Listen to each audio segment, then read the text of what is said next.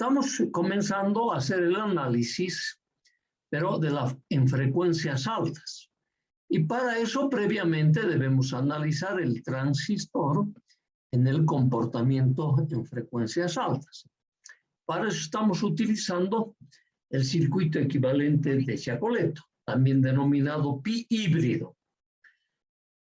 Para recordar está que una vez que tenemos el amplificador polarizado, determinados los parámetros del circuito equivalente, como es el parámetro H, verificado la condición de aproximación, determinamos los parámetros de Giacoletto.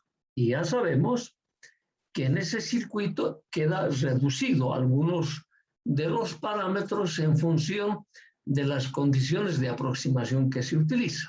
Ok, estamos partiendo de ese hecho. Entonces ahí tenemos nosotros, este es el circuito equivalente del transistor a parámetros de Giacoletto. Están todos los componentes. Está el RBB', el RPi, el Rmu, la transconductancia mutua Gm, la resistencia colector-emisor y los condensadores internos del transistor, C sub mu y C sub pi.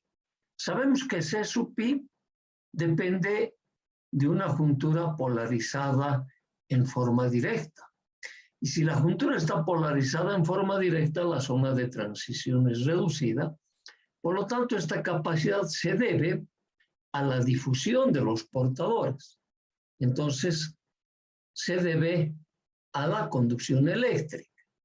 En cambio, el C sub mu corresponde a una juntura polarizada en forma inversa, en la que la zona de transición es mayor que en el circuito de entrada, que en la juntura de entrada. Por lo tanto, esta capacidad depende de la tensión. Entonces, subsisten ambas capacidades. En el circuito de entrada, el que depende de difusión, y en el circuito de salida, el que depende de la tensión, por la polarización inversa. Y el que se desprecia es el condensador que está en el circuito de salida, puesto que las capacidades de entrada son las que van a limitar este generador de corriente. Entonces, eso habíamos visto esta mañana.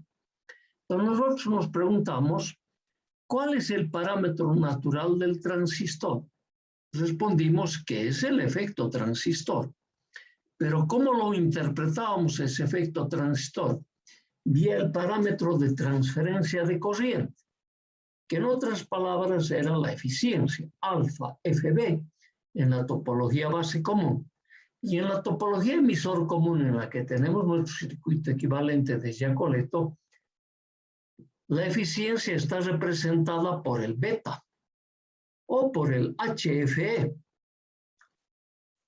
Y ese HFE lo calculábamos en condiciones de cortocircuito a la salida. Entonces, lo que hacemos es, a nuestro amplificador, ¿no? Cuyo circuito equivalente es este, aquí en la salida, el RL, lo cortocircuitamos entre el colector con el emisor, y en esas condiciones estamos poniendo a nuestro circuito para calcular precisamente ese parámetro, eficiencia de corriente. Y eran las condiciones de cortocircuito a la salida para el cálculo de esa eficiencia. Pero cuando miramos nuestro circuito, pese al cortocircuito que hacemos en la salida, nosotros vemos que vamos a tener dos condensadores en paralelo. Esos dos condensadores en paralelo, ¿qué me van a hacer? Me van a limitar la respuesta en altas frecuencias, porque aquí nosotros vamos a tener un filtro pasabajo, ¿no ve? Pero impuesto por estos dos condensadores CMU, CPi, en paralelo con RPi. En cambio, por el cortocircuito va a desaparecer esta conductancia y la corriente que circula por el cortocircuito va a ser GMB por B. GM por P. O sea, la transconductancia mutua controlada por la tensión a la entrada. Se me dice, nos estamos poniendo en condiciones de calcular el parámetro de eficiencia de corriente en las condiciones de cortocircuito a la salida, pero nosotros el circuito lo estamos viendo como si fuese un filtro pasabajos. Ok. Partimos de esa idea. Entonces decimos que la corriente que circula por el cortocircuito es menos Gm por B, porque circula en este sentido, y nosotros poníamos nuestra diferencia de potencial positivo o negativo, de ahí colocamos este signo. Entonces la transconductancia mutua por B.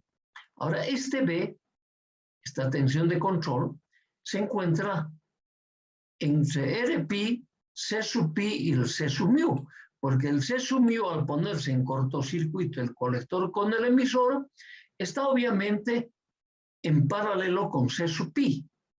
Lo mismo ocurre el R mu, que queda en paralelo. Entonces yo tengo dos resistencias en paralelo y dos condensadores en paralelo.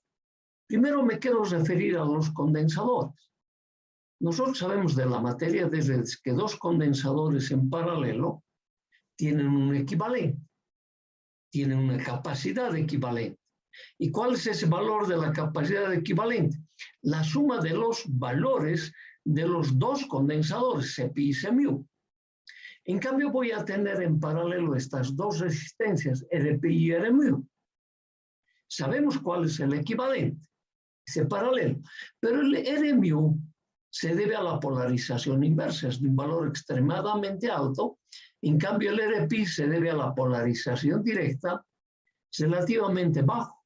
De los parámetros que hemos determinado, el Rpi es en el orden de un K y el Rmu está en el orden de los kiloohmios, decenas de kiloohmios.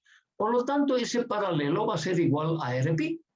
Entonces me dice, yo ahí voy a tener un Rpi en paralelo con Cpi y Cmu. Ese paralelo de Cpi y Cmu lo voy a llamar capacidad equivalente C sub T. Y nos está mostrando que se trata de un filtro. Entonces, a la hora misma de calcular la tensión de control, como estamos hablando de elementos en derivación, entonces utilizamos nosotros esta ecuación, que la tensión es igual a la corriente dividido Gpi más J omega Cpi más Mu. Entonces, esto lo hemos hecho vía la impedancia, esto lo hemos hecho vía la admitancia. Entonces, por eso que me está saliendo como Gpi más J omega Cpi más Mu. ¿No ve? Clarísimo. Ok.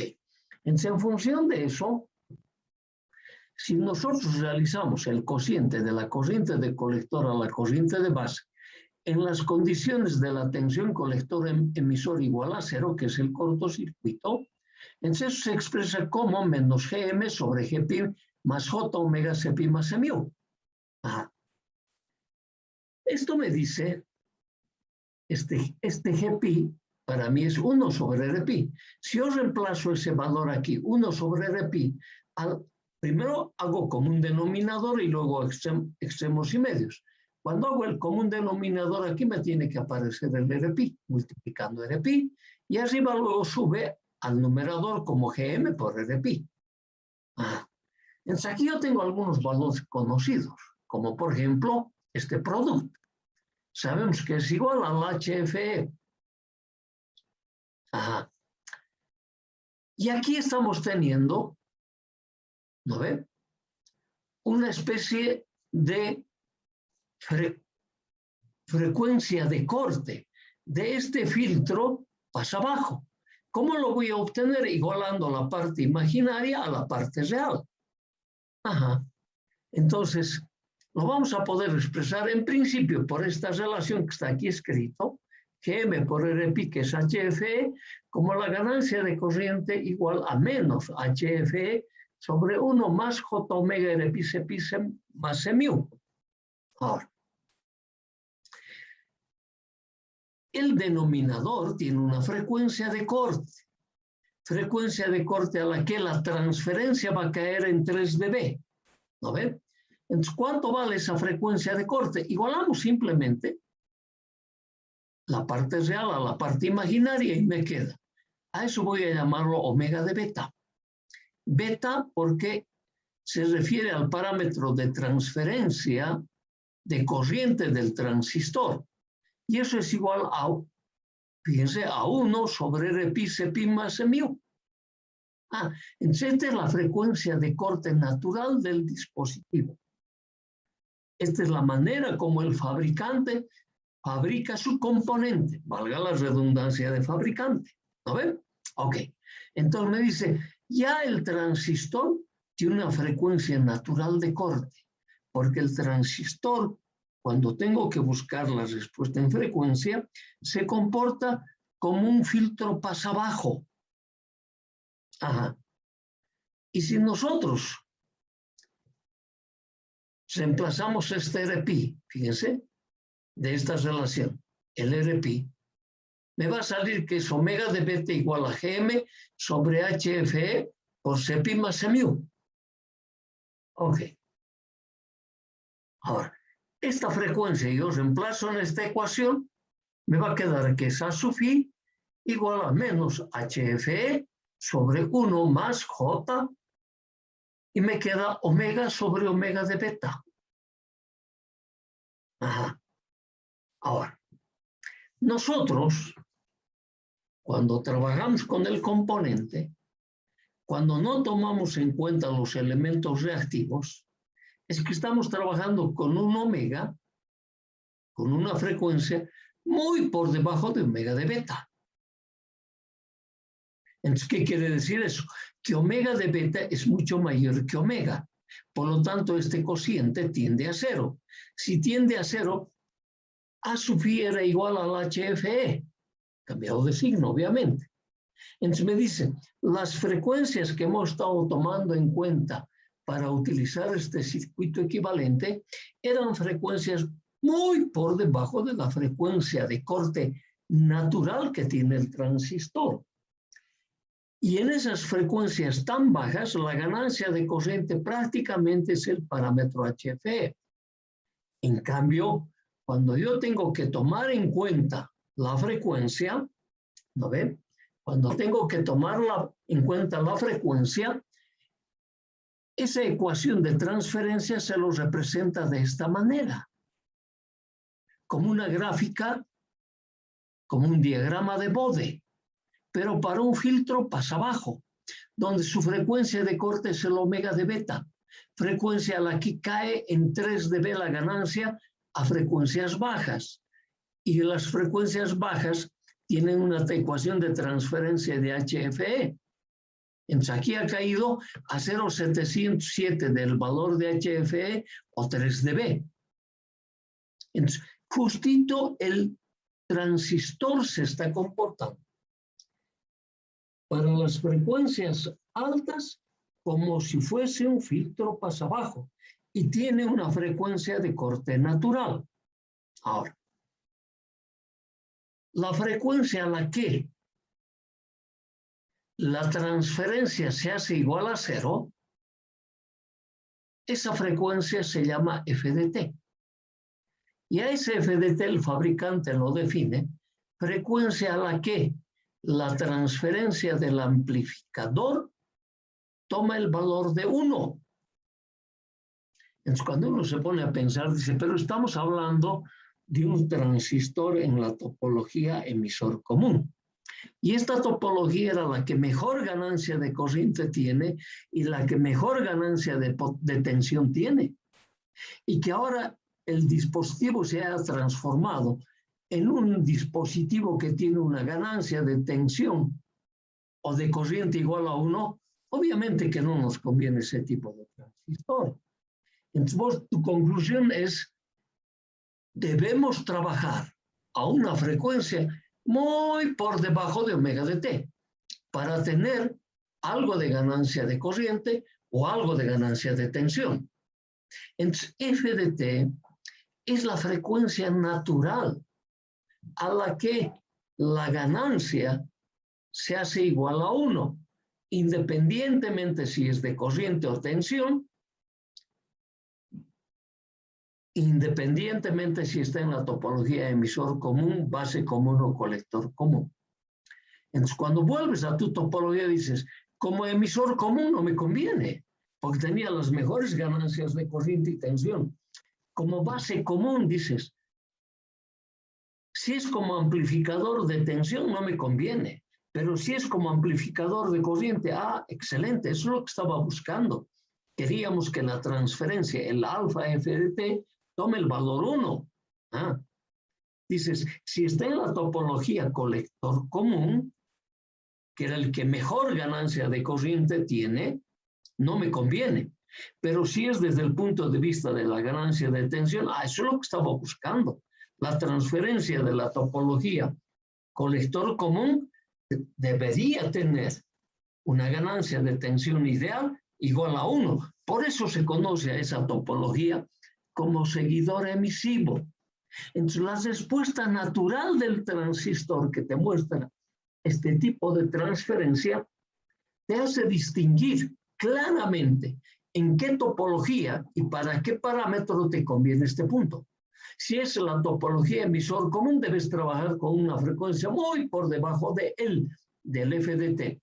Entonces, este parámetro, el f de t, también te lo informa el fabricante en su manual. Te dice, mi transistor tiene una frecuencia de corte natural a la que la transferencia toma el valor igual a 1. Y eso el fabricante lo interpreta también como decir, es la frecuencia a la que desaparece el efecto transistor. Porque lo que inyectas ya no es lo que sacas. Qué sencillito. Ya tenemos la interpretación del transistor, que lo está expresando aquí. ¿De acuerdo? Ok. Y nosotros, si reemplazamos estas condiciones despreciando la unidad que está aquí, esta sería la forma de evaluar a nuestro transistor, ¿no? Ganancia de corriente en módulo debe tomar el valor 1 para que en esta frecuencia omega de t. Entonces me dice, de esa frecuencia, de esta relación, yo digo el omega de t, la frecuencia natural a la que se ha perdido el efecto transistor, va a ser igual al HFE por el omega de beta. Entonces, está bien claro. Si yo quiero elegir un transistor con frecuencia muy alta, debo elegir un dispositivo que tenga el HFE lo más baja posible, de tal manera que el omega de beta sea lo más alto. O al revés. ¿No ve? HFE lo más grande y el omega de beta lo más bajo, de tal manera que el producto va a ser grande. O ambos iguales, pero de tal manera que el producto que me representa el omega de t sea lo más elevado posible. Entonces, suficiente es que el fabricante me lo informe de este valor, este es su parámetro natural, yo voy a seleccionar un HFE para que el transistor pueda trabajar en condiciones óptimas. Ok, entendido eso, entendido esa frecuencia natural, ahora estamos volviendo atrás, ¿no ven? Estoy reemplazando mi frecuencia de corte, HFE por GM sobre HFE, CPI más CMU. Entonces, si omega de t está relacionado así, omega de t es igual a GM sobre CPI más CMU. Acá me quiero detener otro poquito.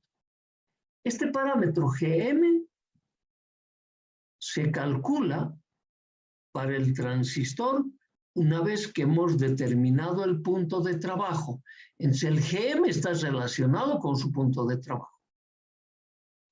Este es el parámetro natural del transistor. Entonces, uno de estos valores, el CPI o el CMU, me lo va a dar el fabricante. Por lo tanto, el otro condensador que nosotros a partir de esta relación vamos a determinar, va a estar correlacionado con el punto de trabajo y con el límite natural del transistor. ¡Qué bien! Sencillísimo. Mira los manuales. Así te lo dispone el fabricante. Ese es el tipo de información que te va a dar. Y aquí tragamos nuestra primera conclusión. Para manejar al componente, yo tengo que dominar la materia de redes. ¿No ve? Para aplicar la materia de redes, debo dominar el componente. O sea, están íntimamente vinculados. No se pueden separar las redes de los componentes ni los componentes de las redes. Es interesante esta relación. Ok, ahora esta relación, el natural, que me vincula con el límite del transistor, con el punto de trabajo. Entonces me dice, para que el transistor tenga óptima respuesta, tiene que trabajar a una frecuencia omega muy por debajo de omega de t. ¿Cuánto por debajo? Unas 10, 20, 30, 40, 50 veces por debajo de omega de t. Entonces este factor el que yo voy a usar, 30, puedo usar 40. Entonces siempre va a tener una ganancia de corriente. Cuando me dice 10, 20, 30 veces por debajo de omega de t, estaríamos hablando más o menos por la característica en este sector, que me va a dar una transferencia constante, va a tener una buena ganancia. Ok. Entonces eso yo lo tengo que interpretar ahora en este parámetro natural. Entonces yo digo, Gm va a ser igual a omega de t Cpi más mu. Entonces para correlacionarlo, entonces, si aquí son iguales, ¿no ven?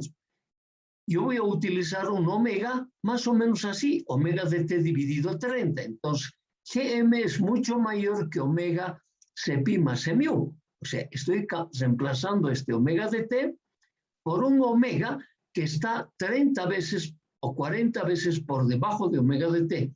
Por eso decimos que este Gm va a ser mucho mayor que esta relación. Ahora, esto es lo que vamos a buscar en nuestro circuito, en la respuesta en frecuencias altas. ¿Qué lo vamos a mirar ahora? Otra vez volvemos a análisis circuitales nuevamente. Para eso, bueno, esto ya lo estamos manejando de hace rato como punto de referencia, ¿no? Entonces, el análisis del amplificador a frecuencias altas, este era su circuito. ¿Recuerdas? En las filminas que hemos visto esta mañana, nuestro amplificador nos quedó ya reemplazado el transistor por el diacolecto. Y estas eran las resistencias de polarización y estas eran las resistencias de polarización y de carga. Y este era mi transductor de entrada. Entonces, este es mi circuito que está obedeciendo a diacolecto con el análisis que acabamos de hacer. Ahora, en este circuito, lo primero que nos tenemos que fijar es, hay condensadores. Estos dos condensadores están concurriendo a un mismo nodo. Por lo tanto, estos me van a dar respuestas de segundo orden. O en otras palabras, tienen polos de segundo orden. Ajá. Ese tipo de análisis nos han enseñado en la materia de matemáticas. Nosotros vamos a encontrar ahora esos polos. En este circuito de entrada, vamos a aplicar Thevenin. Es que yo lo voy a cortar acá. Acá. Y todo esto lo voy a reemplazar por un Thevenin. ¿No ve? Ok, es lo que dice ahí. Y si te fijas, es lo que hemos hecho. B de Thevenin, que va a ser igual al B de I, ¿no ve? Dividido RI más RB, que es la corriente, multiplicado por el RB, es la tensión. Es el B de Thevenin. El R de Thevenin es el RI en paralelo con RB. Ok. Reemplazo en mi circuito. Este circuito al cual hemos puesto el Thevenin es este. B sub S y R de Thevenin. B de Thevenin, R de Thevenin. Y queda en serie con el RBB', y está el RPi, Cpi, Cmu. Todo hemos hecho. Ahora, podemos sumar esta RT, que es el equivalente de Thevenin, con la resistencia RBB' del transistor. Y a esa suma lo voy a llamar RS.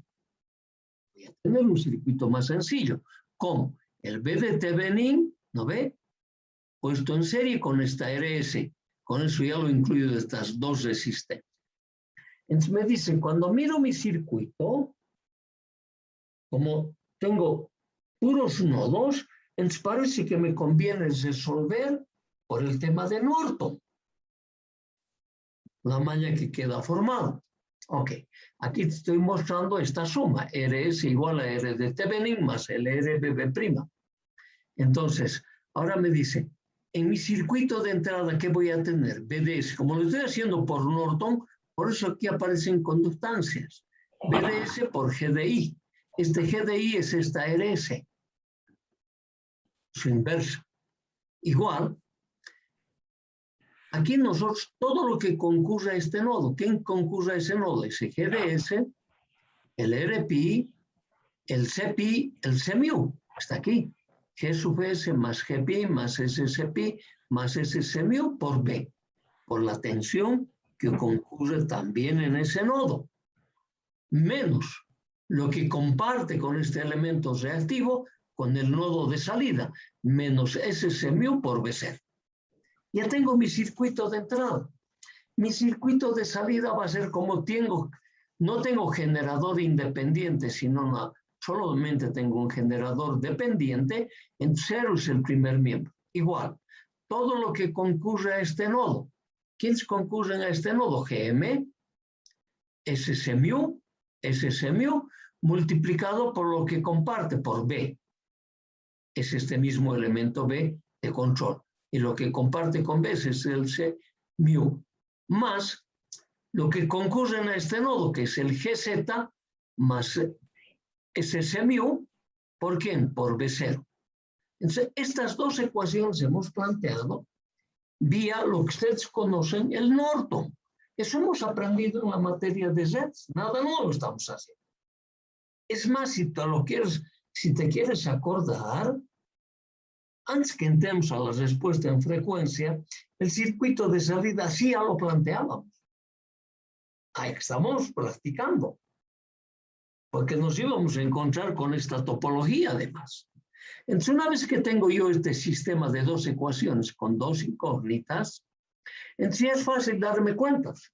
En todos los casos, nosotros siempre expresábamos la salida, cualquiera de esas dos tensiones, la salida, y quedaba en función de B. Entonces yo tenía que despejar B. ¿No ve?